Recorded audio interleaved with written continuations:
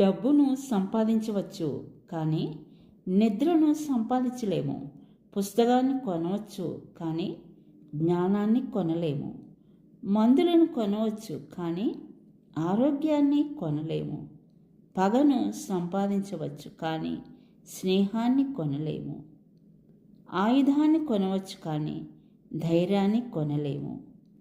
కంటి అద్దాన్ని కొనవచ్చు, కానీ కంటి చూపు కొనలేము.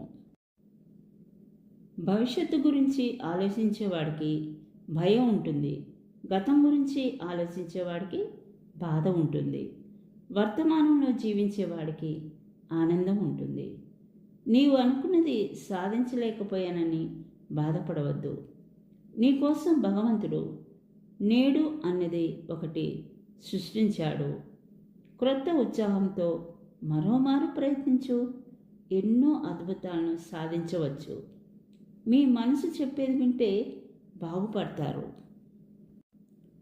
పక్కనోడు చెప్పే చెప్పుడు మాటలు వింటే బాధపడతారు.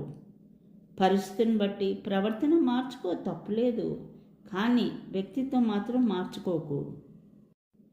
పులి ఎప్పుడైనా పులిలాగే జీవించాలి, లేకపోతే ప్రతి అడ్డమైన గాడిదకు అలసైపోతుంది.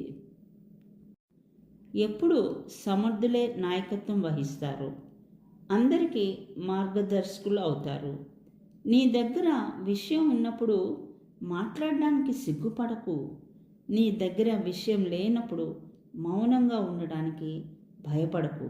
అప్పుడే ఏదైనా నేర్చుకోగలవు, ఎక్కడైనా రాణించగలవు. లోపాలు ఉన్నట్లయితే చెప్పాలి, కానీ తక్కువ చేసి మాట్లాడకు. ఎందుకంటే మనిషిగా పుట్టిన ప్రతి ఒక్కరికి ఏదో ఒక లోపం ఖచ్చితంగా ఉంటుంది. ఒంటరిగా నిలబడే ధైర్యం, అవమానాలను భరించే శక్తి ఉన్నవాడే జీవితంలో గెలుస్తాడు. ఆవేశానికి ఆలోచన ఎంత ముఖ్యమో, ఆశయానికి అవకాశం కూడా అంతే ముఖ్యం. హృదయం ఎన్నిసార్లు గాయపడినా మనసుకు నచ్చిన వారిని మర్చిపోదు. కారణం, హృదయానికి నటించడం తెలియదు, తప్పించడమే తెలుసు.